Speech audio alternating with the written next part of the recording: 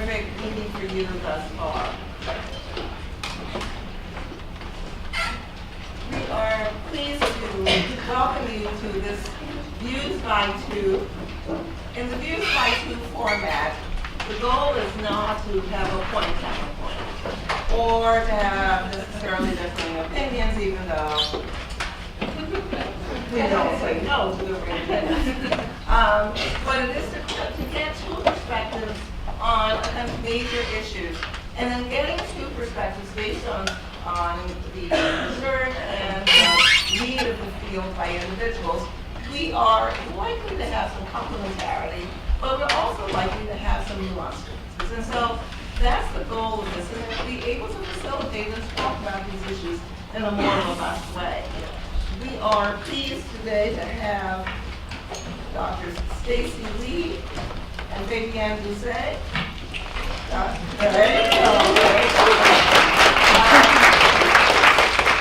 And they will both be introduced by two of our doctoral students. I will say that I've known Dr. Doucet a long time, and I've had the honor of watching her move from the early part of her career to being famous. And actually, Dr. Lee is in my core. I think you must have left right before I came here, of my first year. Thereabout. But, you know, she's 40 years. Yes, right. She's 40 years. I'm not even sure you were born yet. But so welcome home, because she's a graduate of the Graduate School of Education and her doctorate. Today we're going to have asked them to do a Views by Two, and we kind of left it loose to think about immigration, immigrant children and families, and kind of state of precarity in which we find ourselves. And they are going to talk about national emergency, immigration, xenophobia, and the hegemony of hate. We're going to have two of our most dynamic graduate students doing introductions. First is Ankhi Thakurta, who is a first-year doctoral student and actually was the graduate student coordinator for the forum. And the second is Wintre Foxworth Johnson, who is a dissertation student, finishing any minute now. As her chair, I say that quite enthusiastically, but really one of the finest students we've had with a really thought-provoking and cutting-edge dissertation. So,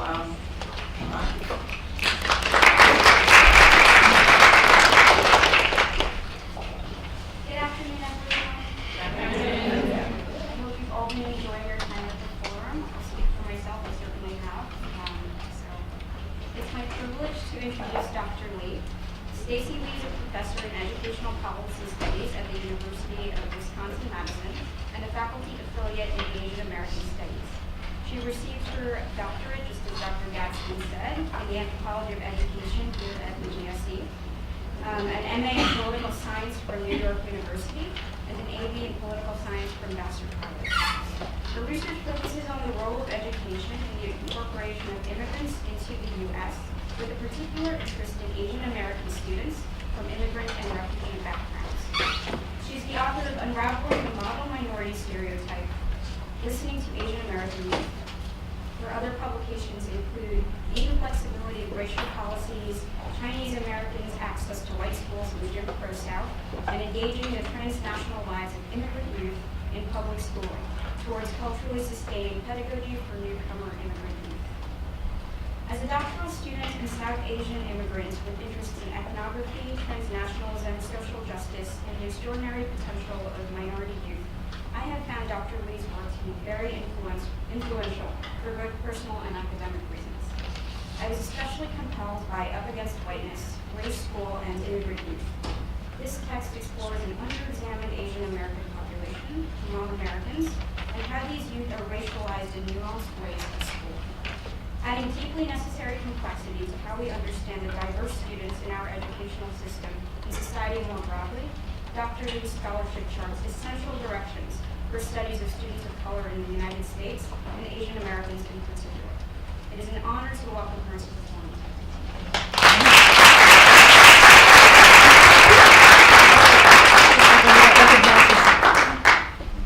Good afternoon, everyone. Good afternoon. It is my true honor to introduce Dr. Fabienne Doucet. Dr. Doucet is an associate professor of early childhood education and urban education in the Department of Teaching and Learning at the NYU Steinhardt School of Culture, Education, and Human Development. She is also an affiliated faculty member of the NYU. She's also an affiliated faculty member of the NYU Metropolitan Center for Research on Equity and the Transformation of Schools, Institute for Human Development and Social Change, and Center for Latin American and Caribbean Studies.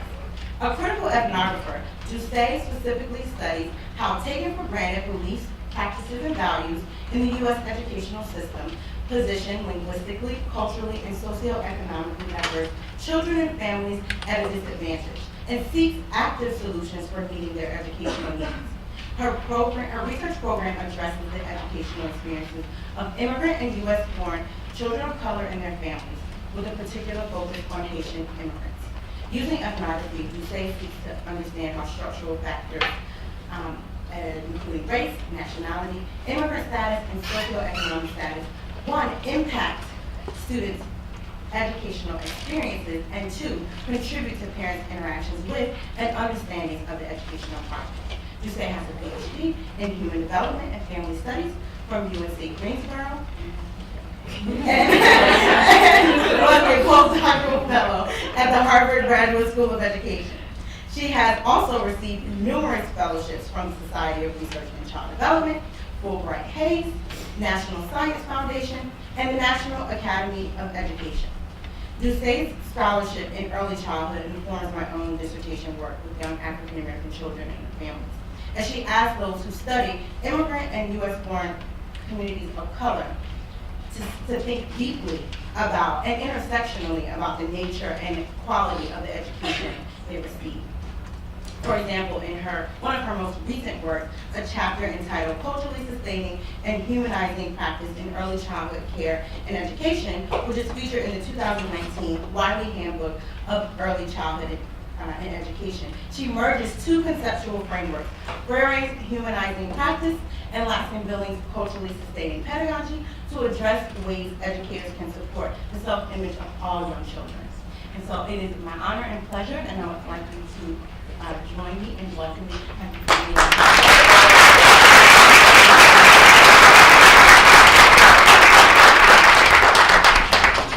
Just let me say, each person will talk about 15 or 20 minutes, whatever format you decide on. Okay. And whatever you're going to decide.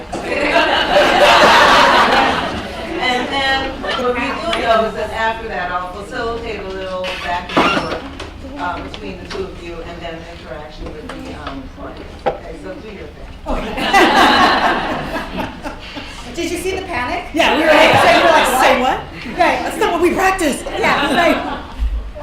So we weren't really sure what the format was. So we spoke on the phone and we decided we would have a conversation with each other and with you and invite sort of dialogue. Yes. Basically. Does that seem? Did I capture that correctly? Yes. Okay. Do you want to start us off? Oh, okay. We wanted to sort of start by talking about the sort of current context, just giving you a map, right? So we're going to talk a little bit about the current climate, right, that we're all in, and then we wanted to talk specifically about how this current climate is affecting kind of sort of all marginalized communities, immigrant and refugee communities more specifically, and then even more specifically than that, some of the communities with whom we've worked. And then from there, sort of talk about sort of what this sort of suggests for how we might work with educators who work with immigrant and refugee communities, and also how we might work better with families and communities themselves. So that's the kind of map that we've set out, right? So starting just with the sort of broader context right now, I mean, I think it's very clear to all that are awake, I think it's fair to say, that with the ongoing rhetoric about the so-called border crisis and the ongoing calls for a wall, detention of asylum seekers, travel bans, etc., right? There's no end of examples, unfortunately.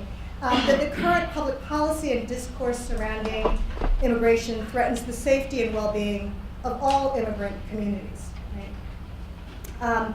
Indeed, I would argue, and I think we would agree here, that the current anti-immigrant sentiment positions all non-white communities as potential outsiders. And again, although all of U.S. history is frankly filled with examples of exclusion, right? We're a nation kind of built on sort of policies of exclusion. So we want to acknowledge that, right? That the reality is that we are at a sort of heightened moment of this, at least in terms of the 21st century. We're at a kind of new high point of xenophobia and anti-immigrant discourse and other kinds of exclusionary discourses. So both recognizing that this is in some ways a new moment, but it's really not a new moment, right? It's kind of an ongoing kind of thing, right? In this particular moment, of course, the focus has been on the border with Mexico, and overt expressions of anti-immigrant rhetoric have been directed at Muslims, Central Americans, and other brown communities. But the reality that I think we want to talk about is that that's very real, of course, but that discourses of exclusion really position all non-white communities as outsiders, right? So as many who write about these kinds of things, it's really about kind of a discourse that defines who is deportable, right? And that, of course, that group is unfortunately growing as we speak. So I don't know if you more about kind of broader discourse. Did I capture what we talked about? You did, absolutely beautifully. And in thinking about the title for the talk, the idea of national emergency just kind of kept coming up because we actually are in a national emergency. It's just not who that person says. It's not the emergency that person says it is. Right. It's a different kind of emergency. Yeah. But indeed, we Yeah. should all be on high alert because these are trying times. And I think it's true that this is not a new moment or a new experience for the country, but it is the moment that we're in and that we're living.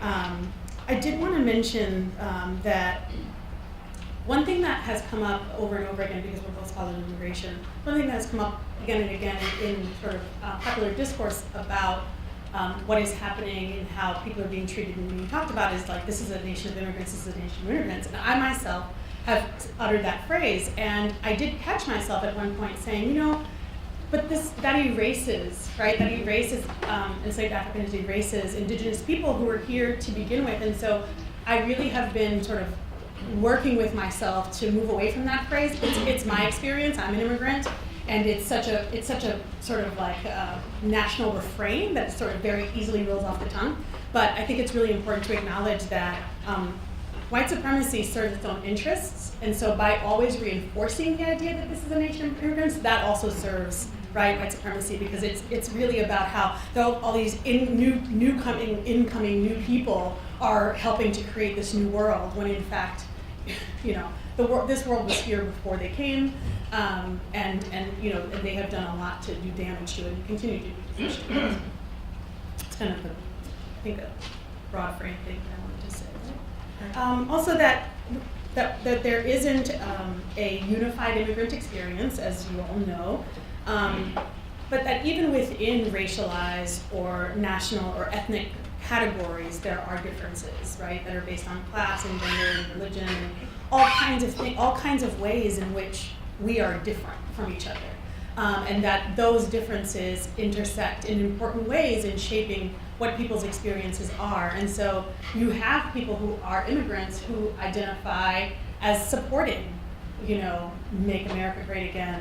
And they have their reasons for that. And it's important for us, I think, in particular, to be listening to what is it that is appealing to people about, kind of this rhetoric, and why it is that, what is it about people's experiences in their lives that has shaped where they are, so that we can kind of meet them where they are and start from there. So should we move on? Yeah, let's do that. So from there, I think we wanted to each talk a little bit about the communities with whom we've done work. And so as a way to kind of sort of think through these kind of ideas around kind of anti-immigration kind of politics and xenophobia and schooling, right? So I do work with with various Asian American communities. And within the current climate, many Asian immigrants, particularly East and Southeast Asians, as opposed to South Asians, right, have experienced a relative invisibility in the public discourse around immigration. Right? So, as I said earlier, I mean, I think so much of the focus has been on Muslim communities, Central American communities, South Asian communities, right, in such a way that in many, East and Southeast Asians are rendered somewhat invisible. Right? The relative invisibility of Asian Americans in the public discourse on immigration masks the reality that since 2008, Asia has been the largest regional source of immigration to the United States. And about 3 in 4 Asian Americans adults are foreign-born. As political scientists Karthik Ramakrishnan and Taekuk Lee point out, quote, while the issue of undocumented immigration has been widely covered in news stories and research reports with an estimated 11 million in the United States, less well covered, however, is the estimate that 1.3 million of these unauthorized immigrants are from Asia. Right? So the point I'm trying to make here is that while East and Southeast Asians experience a relative invisibility in the current discourse on immigration, immigration is a big issue for Asian American communities, right?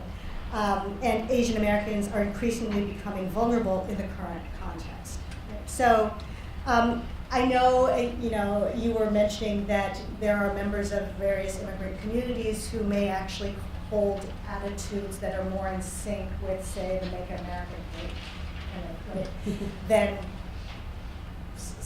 the two of us, but not to speak for all of you, right? And trying to sort of make sense. Why might that be the case, right? So in my work with Asian American communities, I think that there's a lot of diversity. I'm going to start, and I can't say enough, but there's so much diversity in Asian America. We are pretty much everything and everybody, right? Like it's this catch-all big category, right? Ethnically, linguistically, culturally, in terms of social class and politics and all of that.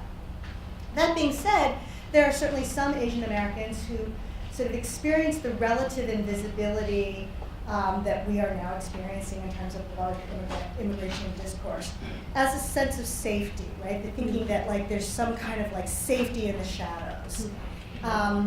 And you can sort of understand that given a particular climate of threat that people wouldn't really want to be kind of upfront, right? Like you can sort of understand that. But I'm also here to say that while I understand and appreciate that I don't really believe that history tells us, right, and I don't think the contemporary situation tells us, that there really is safety in the shadows, right? Like, there might be the feeling or perception of safety, but there isn't actual safety, right? So I'll give you one example, and that is one that I'm sure many of you in the room may know about, and that is, of course, the situation of Southeast Asians and sort of the growing kind of targeting of Southeast Asian communities for deportation, right? So in 2017, more than 200 Cambodian and Vietnamese community members were rounded up for deportation, the largest number in recent history.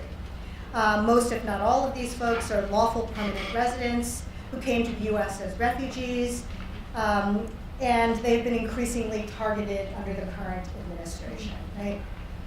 So I had dinner last night with one of my current PhD students, Linda Feng, who's not here, she should be here.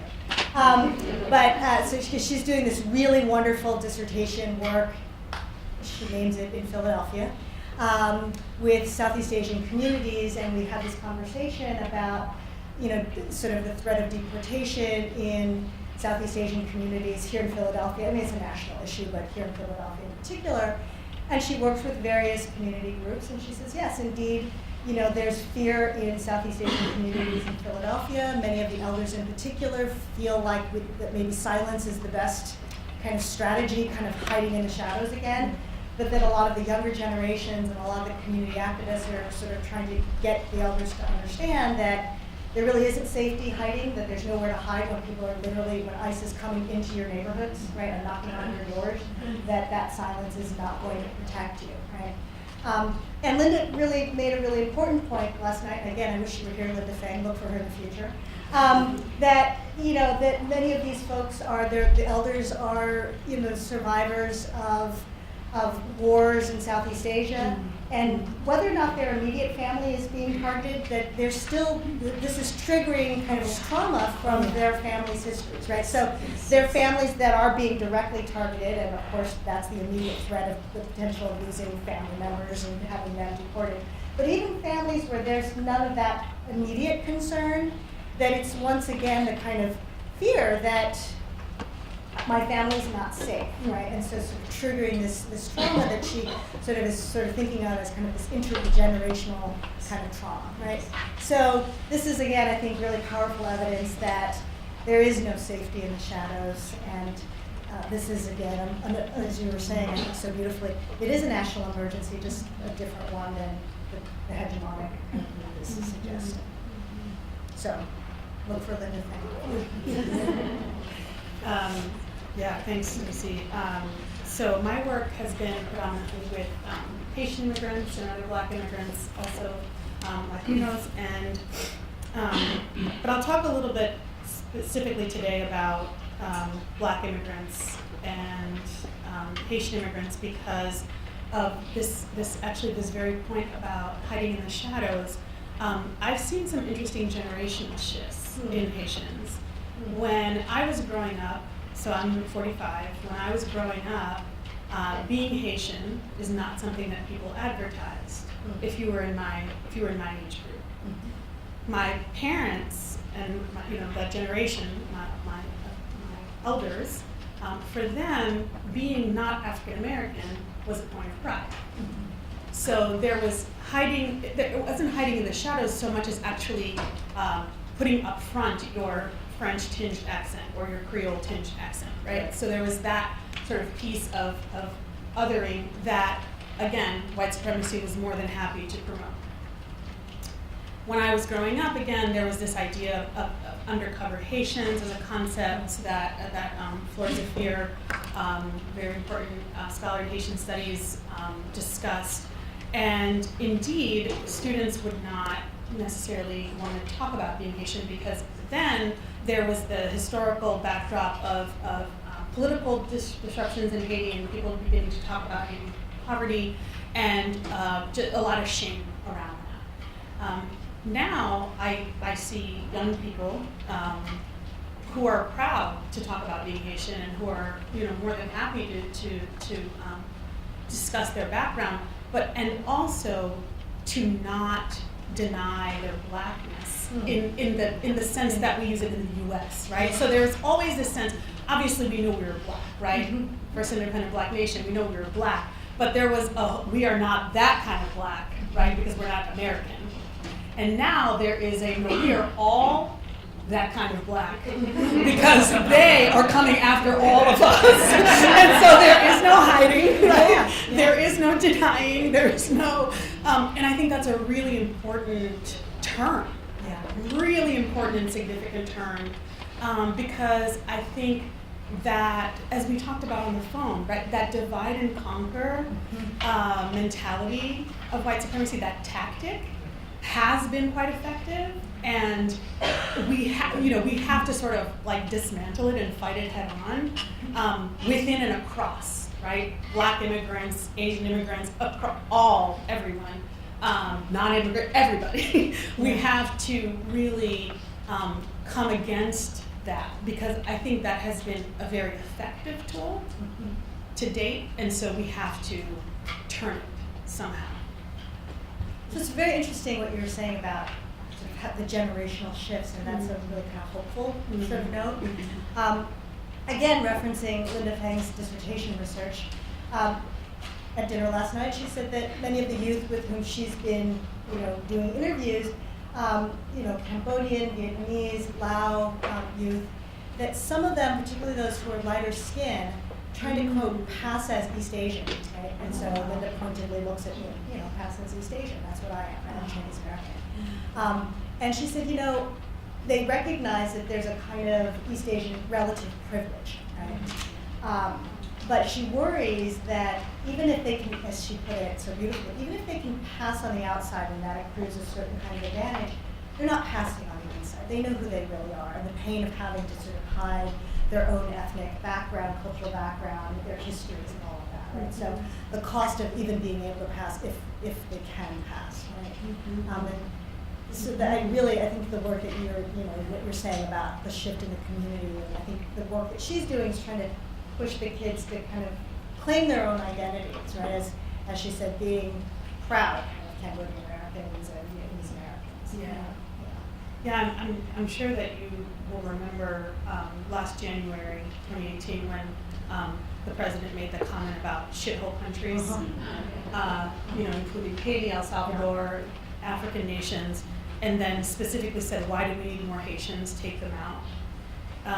I think that was another moment for the Haitian community to recognize that even though, and this included the older generations, right? So even like my mom, it was like the shocking, like, wait, you mean, we're not seen as, no, you're not. Yeah.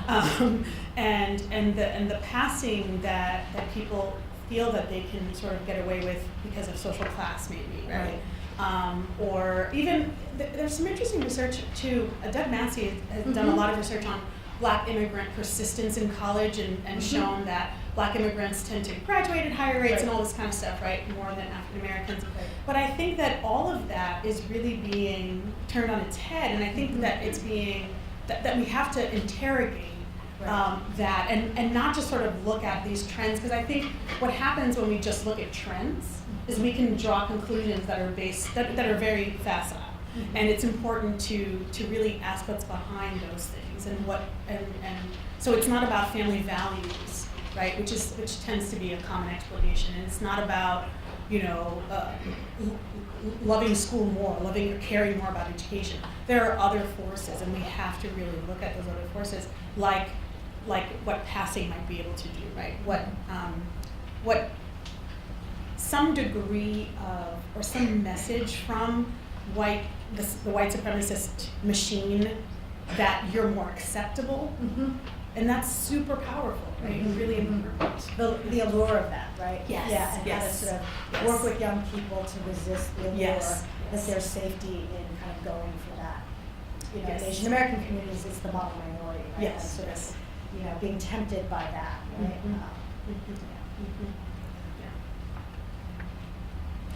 So I had one other thing to sort of say about the kind of hiding in the shadows. And a number of years ago, I was a consultant on Anapizi, a project at the University of Illinois, Chicago, as an designated Asian serving institution, and they hired me as the qualitative consultant to sort of design the qualitative component of their study. And so they hired grad students to interview and do focus groups with a bunch of the Asian American students on campus. And in looking through the data, there were a number of Asian American students at UIC who self-identified as undocumented. In particular, this one whose interview I'll never forget, because as I was reading the transcripts, she was a student activist, and she talked about how prior to becoming a student activist, she experienced a lot of depression and kind of isolation and shame, and she had sort of connected with Latinx communities and undocumented student activism, and became kind of the face of Asian undocumented for the larger community. And then her sister joined in, and she often, very proudly would do presentations on campus about, how to fight for your rights and blah, blah, blah. And she talked about, in her interview, she talked about the fact that there were almost always a bunch of Asian students who would linger in the back and then quietly approach her at the end and say, kind of whisper, they were undocumented, but nobody really knows, right? And how did you find out about X scholarship, or how did you negotiate this policy and all of that? And what we wanted to write about in the report, but ultimately we didn't because of the funding does not actually allow for the inclusion of any kind of comment on the needs of undocumented students, which, that was part of the federal, right? So, but I'm like, that's one of the most powerful findings, but anyway, that's all right. But I think what came out of her data was that when you hide in shadows, you may feel that you are temporarily safe, but you also experience an isolation and sort of, it's a lack of social capital that you're able to sort of, get, right? So you're waiting in the back, hoping that, at the very end, you can sneak in a word with somebody who actually does have knowledge, very important, powerful knowledge about how to negotiate, rights and opportunities and policy, things like that, right? So I think for me, just another example that's always kind of stood out in my mind about how invisibility may appear to give you safety, but I'm here to always tell Asian American communities, no, it does not, right? And there are costs to it. I think that part of that invisibility too in certain communities is that there is an unspoken hierarchy of the reasons for migration. If you're migrating, if you're a refugee, we feel very, very sorry for you, and we understand that that's a good reason to migrate. It's unless you're, not always, right? Yeah. There are some people who are allowed to be refugees and other people who aren't. If you migrate because you want an education, that's a great reason to migrate. If you're migrating because you're going to come and be a physician and you're going to bring your brain here, then that's a good reason to migrate. If there are political issues, right, like say for instance that your country is Cuba, then you come and the minute you have a dry foot on American soil, then you are safe. If you're a Haitian boat person, you land on American soil and your boat gets very turned around, not gently turned around and pushed right back into the ocean. And I think that reflects this idea that people who are leaving their countries for reasons that are, I think, quite legitimate, hunger, poverty, getting their children, giving their children opportunity, that somehow that there are things that are framed as not as valid reasons.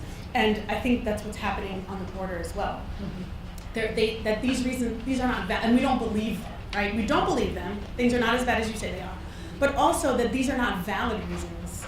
These are, and I really think that does a lot of damage, as we've seen, because it promotes an idea that, first of all, people have always moved, right? Like that's what people do. That's what humans do. And to somehow make it okay for one group of people to come and colonize a country and say we're leaving for political reasons and therefore we have a right to belong here and that was a good reason to leave, and that these other people who are leaving for these other reasons somehow are not legitimate, like it just doesn't, the math doesn't add up, right? I'm not good at math, but I'm pretty sure there is not an equation where that would balance out on both sides, right? Jazzy, can you confirm my math? Okay, all right. So, and so I think that hypocrisy, I think, is also really important to call out, and something that also might contribute to people's, I think, reasons for hiding in the right? So they might be, it's sort of like there's a shame. Right. It imposes a shame for why you came. So some people can be proud of why they came, and other people should be ashamed of why they came. And I just think that the dehumanization inherent in that idea, right? Whether it's I don't think it's a concrete thing. I think it's like this discourse that's sort of in the air. But I think it's really damaging and I think humanizing, which, I mean, I have to say, it's when Vivian told me that I was going to be speaking to Stacey Lee, I actually passed out. And then I came back up and I was like, what? Because, I mean, speaking of people who have inspired my work, I mean, like, this is one of the people who taught me how to think about this stuff. Wow. And I'm really an honor. So yeah, you should. Just amazing. Really amazing. And I think that that early on, one of the early on lessons that you taught me was about the humanity of these communities that heretofore had been invisible or unspoken.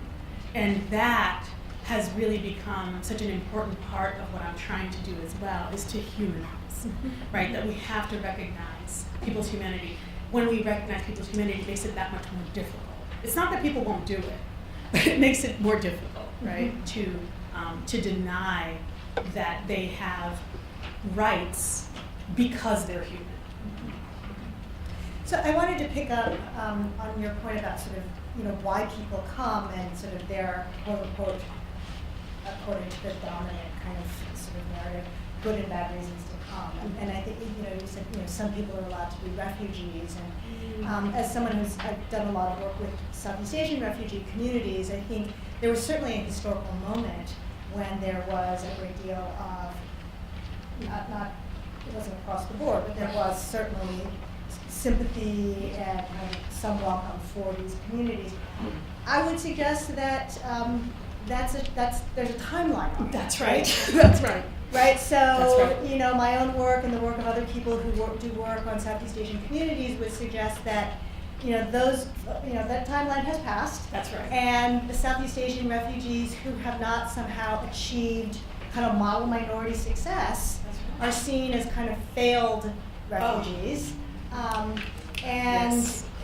As such are, quote, a burden, right, on society, right? And again, talking to Linda last night about, her work in Philadelphia, she said, another problem that they're facing in working with communities that is among some of the elders, that like, if they have children who are now adults, right, who got in trouble when they were children, but they're now adults, right, the elders actually are ashamed that their children, in some cases, got into trouble in the first place, right?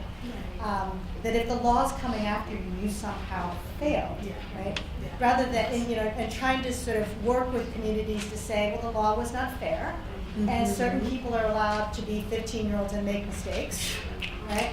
Woo, And other say it people again. are not allowed to make mistakes, right? Like, so, mistakes that they have then paid the price for already, and now they may pay the price with their, their right to be in this country, the only country that many of them know at all, right?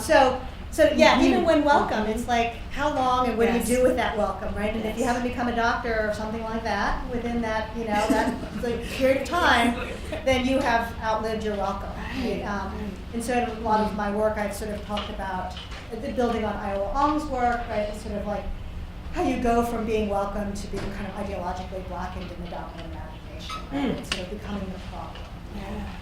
Yeah, which is also very connected to the temporary protected status. Yes, that right. Haitians got after Yes. the earthquake in 2012. Haitians got temporary protected, Right. and that has ended. Right. Yes, it's temporary. It was temporary, but that same idea of a moment of welcome, of we feel so sorry for you, and we're going to give you this opportunity to come, but then okay, now it's time for you to go. Right. As opposed to seeing it as part, sort of part of becoming more us, right? More United States, like more people come and people leave and whatever, but that it has been there's this shadow of shame around it, or like this cast of shame around it, that you haven't achieved, or you haven't Right. accomplished, or you haven't, or you stayed out your welcome, or you've used up all the resources we had for you. Right, and now so there's that expendable Right. framework that common also a point of connection, I think, between those two communities. And I think it's tied to sort of the fact that we have in the United States a very short historical memory, sort of around everything, right? So it's like you're the issue of the moment, and then it's like you're expected to like somehow, like that history isn't with you still. I mean, it's and we're not really going in better places in the state of Wisconsin, not at Madison, but within the UW system, there are actually, there are schools that they're getting rid of history majors, right? Like, and it's like, we don't need to be going in that direction. Right? Like, we're a nation that needs to remember our history, all of it.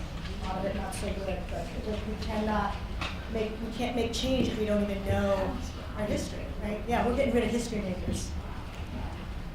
Again, not UW-Madison. Just to be clear, not where, but some of the other sort of smaller campuses, which, much to the chagrin of many people in the state. Which is stunning. Yes, it is stunning, because there's so much evidence that we don't know our history, right? And if we get rid of our programs. But it says so much. It does, right? Wow. Yeah.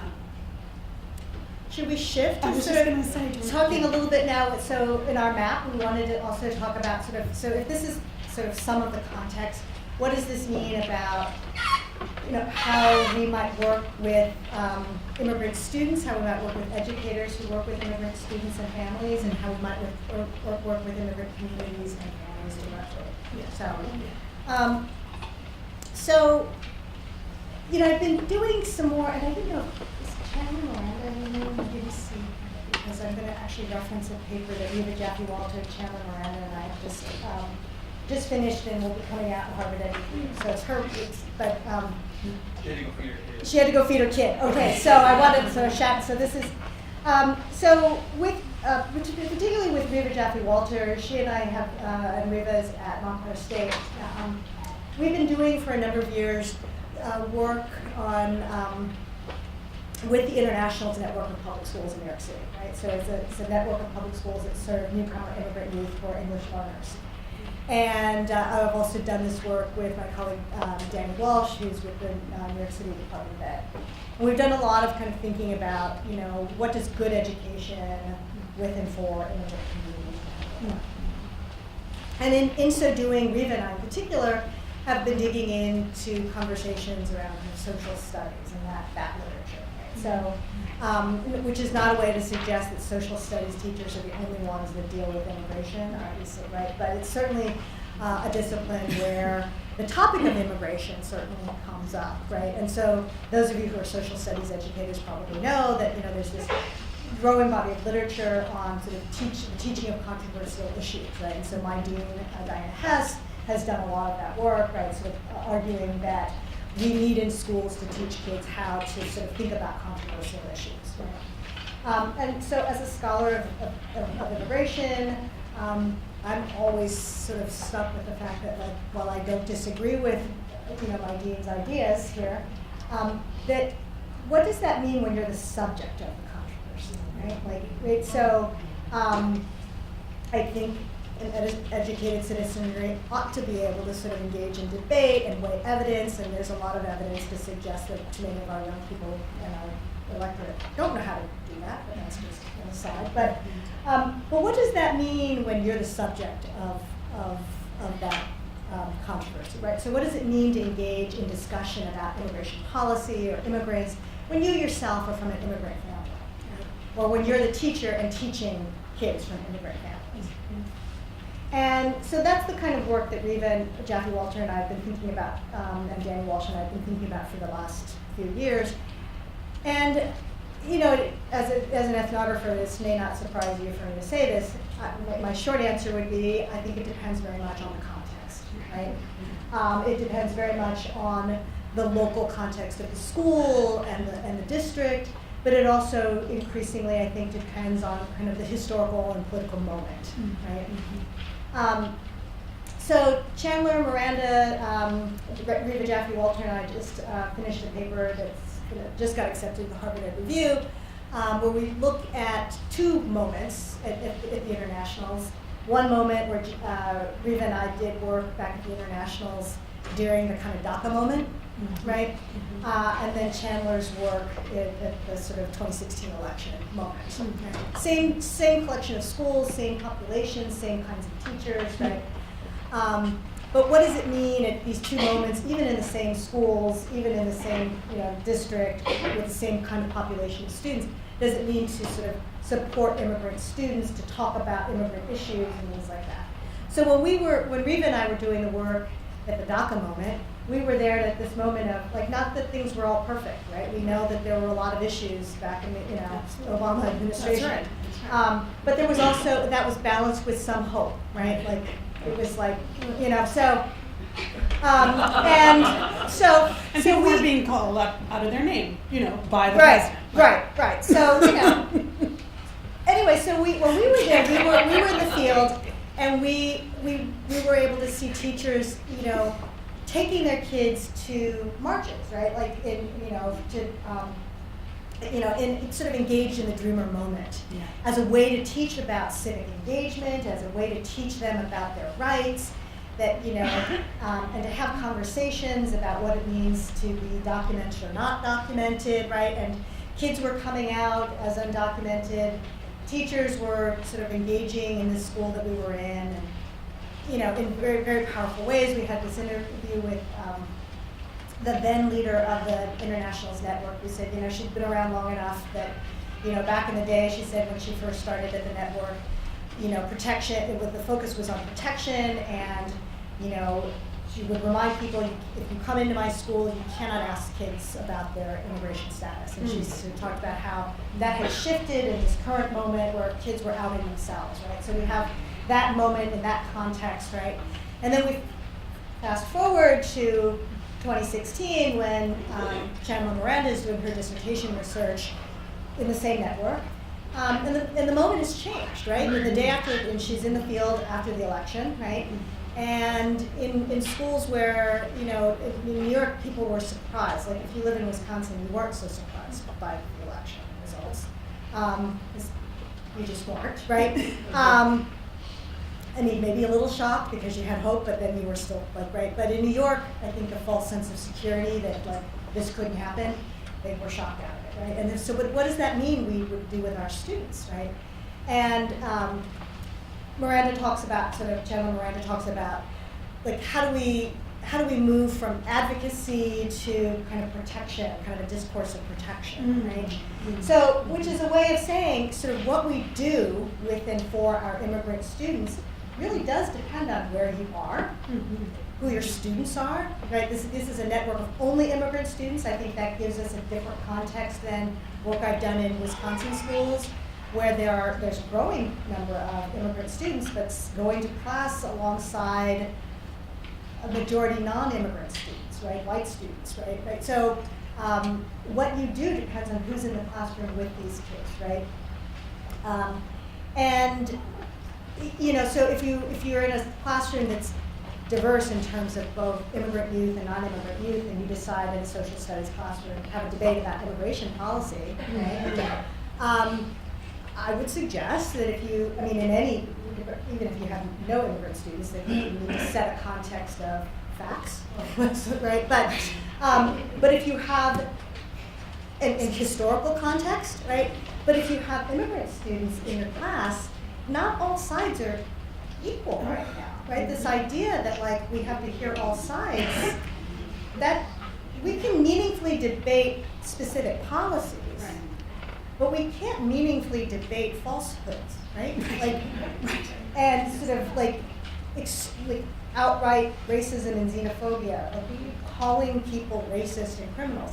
That's not a debate. That's misinformation that we're passing, right? So if we want to have a debate over which kinds of immigrants, without name calling and So I think, when we think about the subject, you are teaching kids who are the subject of controversy, but even if you're not, sort of thinking about setting the groundwork, right? So if we're teaching about immigrants and immigrant history, we have to talk about history, right?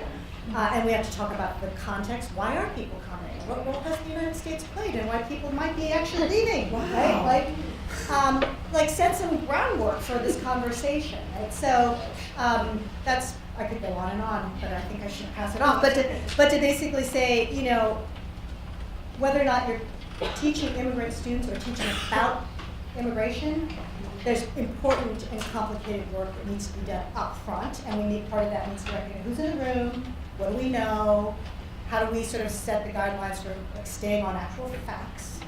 And right now is a moment where that's really, really important. Not all opinions are equal, not if they're based on falsehoods and hate.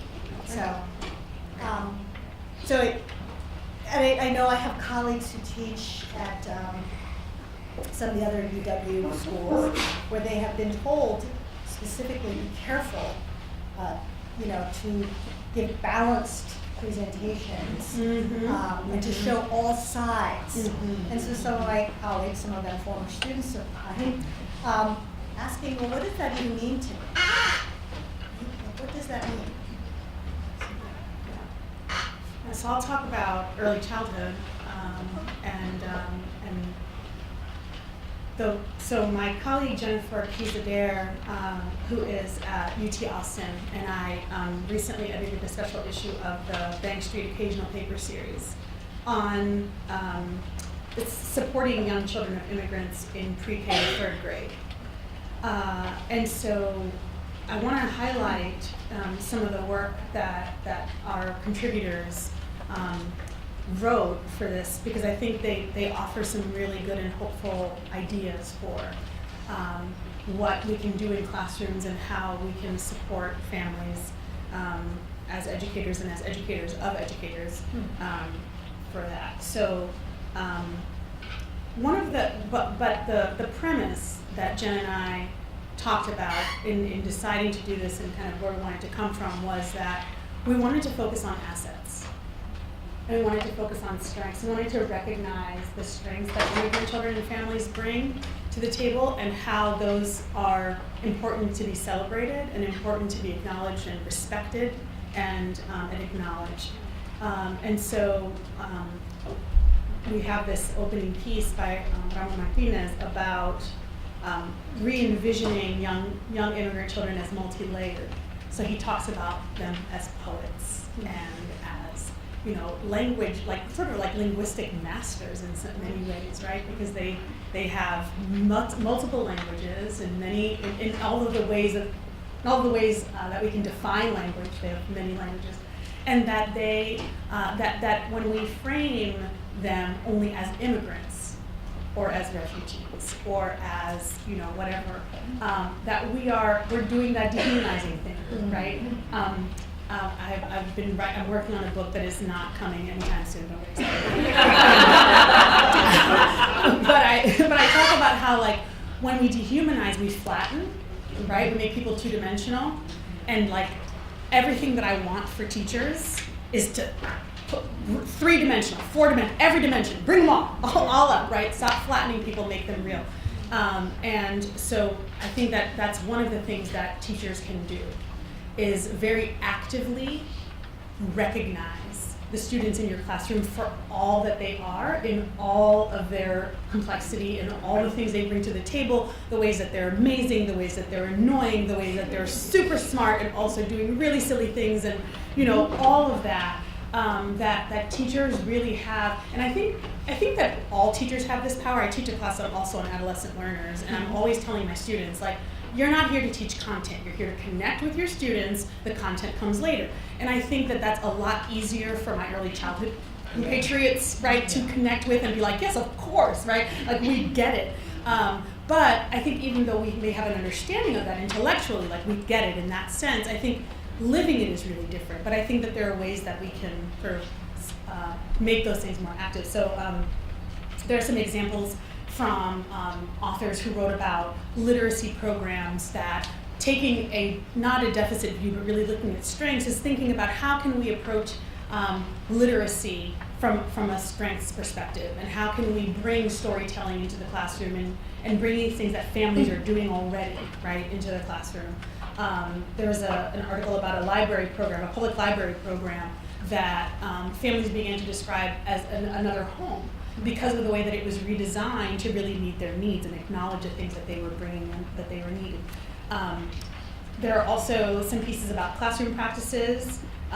There was a 2nd grade teacher in a dual language classroom who facilitated children's desire to talk about President Trump and his rhetoric, and that these children really are theorists and organizers and activists and have a lot of really important contributions to make, was really highlighted there. Another piece on project-based learning, another piece on using art to hold space for processing trauma, and then even a couple of pieces or a piece for administrators and school leaders, talking about creating culturally sustaining schools as a whole school project, because I think another thing that's really important to acknowledge is that individual teachers can do a lot, and that's really great, but for me, the administrator sets the tone. The administrator creates the culture. So the administrators, the superintendents, and all these people have a lot to account for, I think. They have a lot to do with the kinds of schools that are then, and then the kinds of classrooms that teachers are able to move in and live in. And then we also have a couple of pieces on reframing immigrant parents, right, and thinking about immigrant parents as experts on their own children. I think also another tendency for teachers, because a lot of my work, as you may know, has to do with family involvement and the relationship between home and school. So I think that one of the things that can happen for us as teachers, we've seen hundreds of kids, right? And so we kind of have like little categories, or we tend to sort of make generalizations like, oh, I know this type, right? This typology, and I think we really have to resist that and really invite and put ourselves out there for parents to be the experts to teach us about their child, right? And then also, I think speaking with that is Fiona Colville's piece about parents as partners with teachers in education. So I really recommend for my early childhood family out there that you check out that special issue. And yeah, I think maybe we should probably stop. Right. I realize that more. Yeah. You have one other sentence you want to say as a culminating sentence? I don't think so. I think we're good. It gives us a good 15 minutes.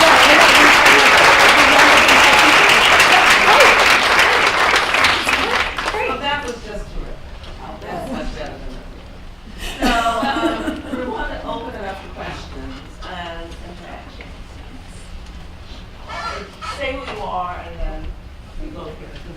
I'm Phoebe Brown. I'm in New York. I work with the Alliance of Family for Justice. And I'm glad that we came back and talked about, because when I hear people say at this time, it gives me an uncomfortable feeling. Because for indigenous people of the Turtle Island, slave people brought over here, right, at this time is really forever. Yeah. So, when you say at this time, so I'm glad you brought it up, right? So that was one thing, so thank you for that. I really think, so another question I have, because I work around mass incarceration, how it affects families, loved ones, and I'll do a presentation like this. But my question is, and I didn't hear you mention much about the intersection of how that affects many of the people that you work with. It's a big intersection there. I don't talk much about that, right? And so, is there conversations being had about how the incarceration, because ICE, when they come, that's incarceration. That's right. That's right. how all those interact together. Right? I don't hear much about that. Yeah, I mean, it's not a part of the work that I've done recently, but Hiro Yoshikawa has written about raids and how, with early childhood specifically, but how these raids are impacting young children, and also, I can't remember his name, Urban Institute, who also wrote about this. It's going to come to me. I'll tell you later. His name will come to me, but has also written about that kind of how like that trauma and just the fear, right? The fear, the constant vigilance, how that has been really damaging. So yeah, I think it's a very good point. And when you mention the incarceration of the adults who get raided by ICE, putting children in cages, that's incarceration as well. And so they're being incarcerated the whole way down the line, right, from infants all the way up. Right. Yeah, thank you so much for bringing it up. First, I want to thank you for your humanizing dialogue and just the scholarly nuance that you brought to this topic, so thank you so much for that. One of the, part of the fascist politics is to create a Muslim them. Yes. And part of how that happens is, you mentioned like the historical amnesia around American imperialism. And there's a book that I'm not endorsing yet because I haven't really completely read it, but How to Hide an Empire. But it seems like an important book because it gives a shift that when we think about the greater United States, it's just not the contiguous states that Alaska lie, but it's Guam, it's the Philippines, it's Puerto Rico, right? And that shift in framing was never in my history books, but just to give two examples, I think about my own grandfather's migration. I used to say my grandfather's an immigrant from the Philippines, right, in the 1920s, right? But actually, he was a colonial subject that was part of the greater American empire, who went from one part of the greater American empire to get his labor exploited in another part. Right? And in some of the work we're doing now, Ankhi and Dee, I see here, Chloe, in South Philadelphia, one community we work with is the Indonesian community. And this is an Indonesian community of Chinese descent, who are, my grandfather came, by the way, on the heels of the genocide in the Philippine-American War, right? Which wasn't in my history books. And the Indonesian community was also targeted for genocide during the Cold War, right? With the support of the United States. And that group left sectarian violence, but when they moved to South Philadelphia, they got targeted by ICE because they were from a predominantly Muslim country. So here we have a community that's stateless, essentially, right? And when you think about the precarity, but once we have this, once we have this frame of empire, right? Yes. There's no, people are moving because of American genocide and American imperialism and colonization. And that's what disturbs me about people not teaching history. Right. So I just wanted to mention that kind of I think that's right. I mean, we should all be scared of not teaching history. We need to do a better job of it, not to do less of it, but do a better job, a more honest job of history. I often think about kind of, because I work in the secondary ed master's certification program at UW, where we are granting dual certification in ESL and content area, right? And it's a 14-month program. And so I'm always the voice of like, I think we need to do more. But it's only for 14 months, and they for lots of reasons, there's not enough, right? Like it's 14 months. But thinking about like, what do people need, especially if you have the ESL as part of it, that means they're going to be working with other communities, right? So I would be among those who would say, we need to give future teachers more history of immigration in this country. As well as an opportunity to understand the current context, but time doesn't really allow for that. There's one foundation, that's the percentage, right? And there's one foundation course, but we do everything in that 4-week course. It's a 4-week course. It's 4 weeks in the summer, and we do, And it's a big class. And it's a big class. Vivian Gadsden, who's graduated and will be an assistant professor at Marquette. All right. Yeah. So she TA'd the class, I don't know, how long, 2 years ago? 3 years ago? Yeah. And so it's a big class, like 75, 60 some odd students in the cohort, and we have a month to do all foundations, right?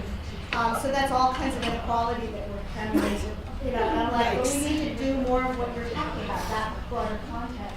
Because we're going to be working with immigrant families. I'm a Vivian Gadsden at NYU.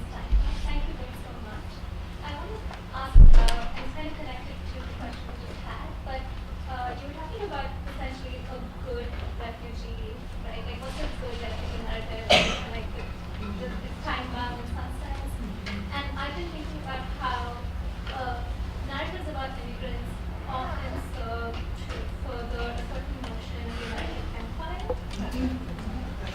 And so I'm just wondering how, is there any research right now happening that kind of looks into how refugees see that narrative and awareness of that narrative? And B, like, what would a truly radical conversation in a social studies classroom look like?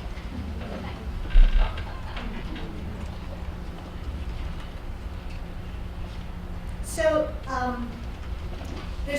there is a growing body of scholarship on critical refugee studies, coming primarily out of ethnic studies folks, that I think people in education are beginning to kind of have more conversation with. So that might be a place to look, people like Wintre Foxworth Johnson, that work. What would a radical conversation say? I think go back to, I think it really depends on who's in the classroom, right? And what the context has been to sort of, what context has been set for that conversation, right? And so what is possible in rural communities in Wisconsin is probably different than what's possible at the Internationals Network in, newcomer students in New York City. Right? So we're recognizing that who's in the room makes a difference.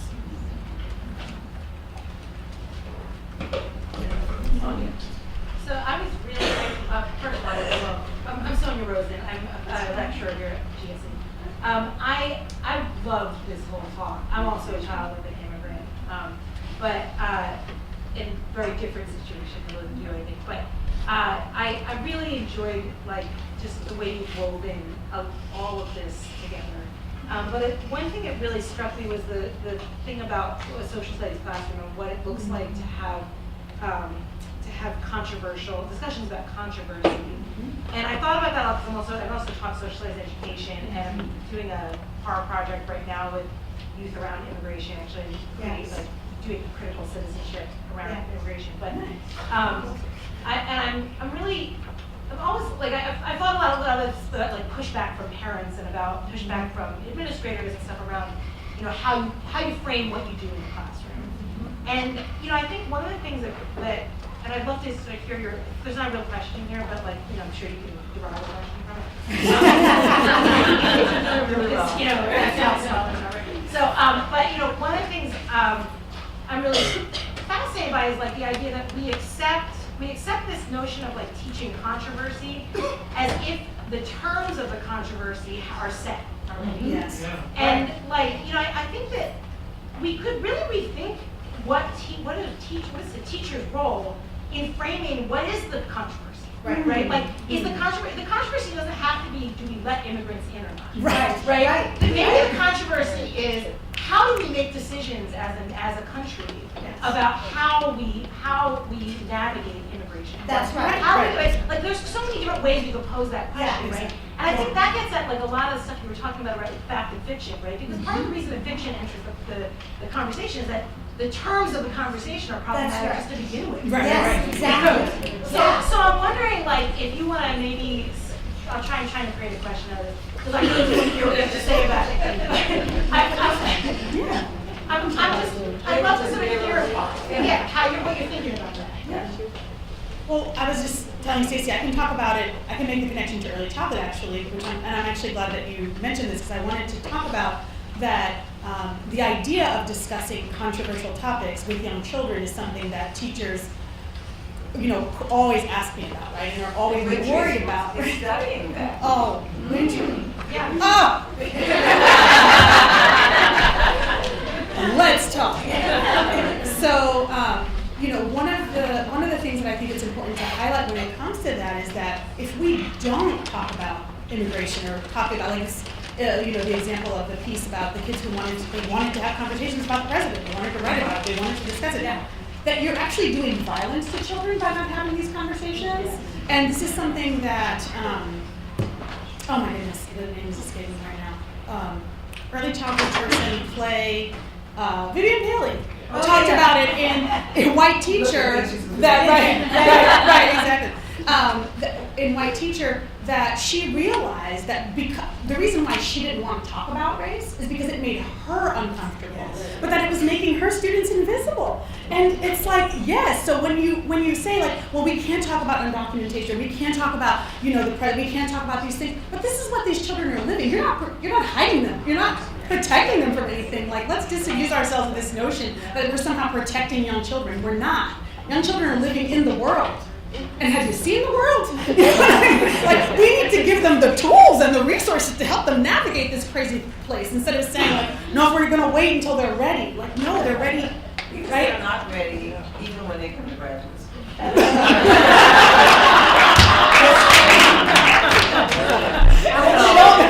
We protect them throughout, yes, so we never get to talk about this conference. Wow. Yeah, right, I know.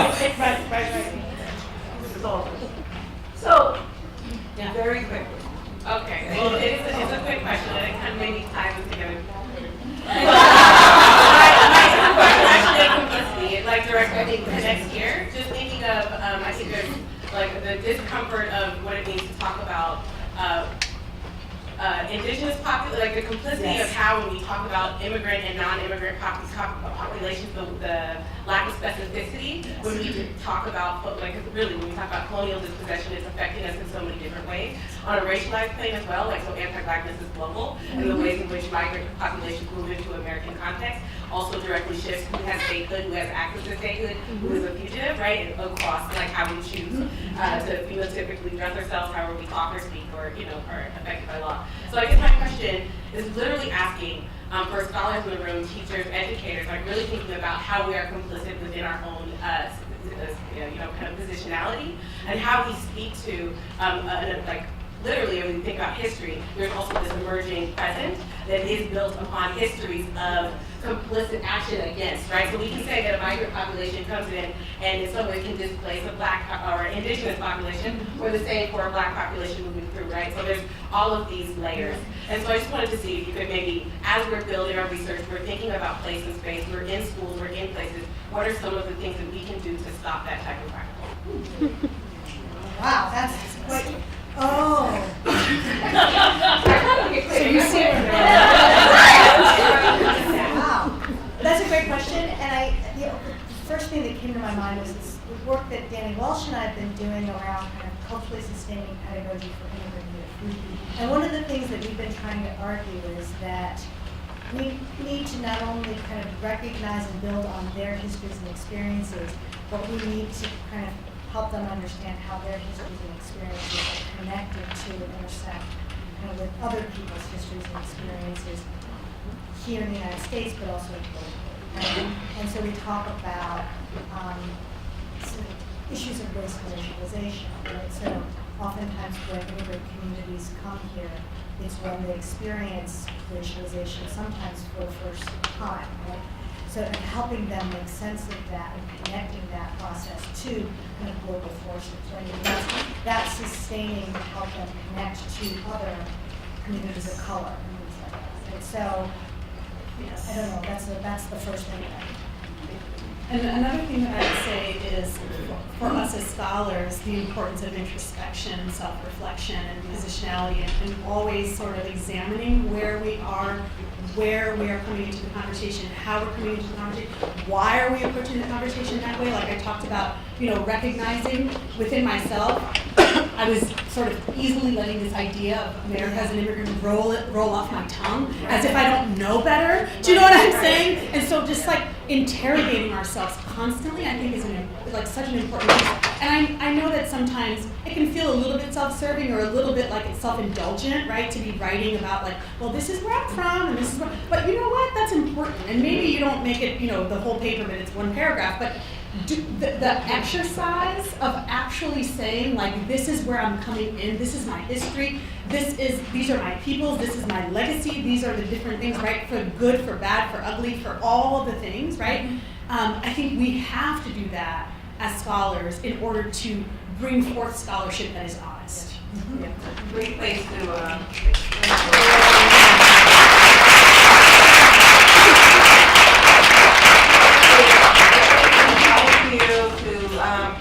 talk to both Stacey and Vivian, who will be around throughout the day. I meant to do this morning, and then I meant to do it at the beginning of this. I also want to make note that we stand on the lands of people, the Lenape tribe. Very prominent here. We have a room over in the faculty club with that name, and I think a room in the museum, so I think that's the way we want it.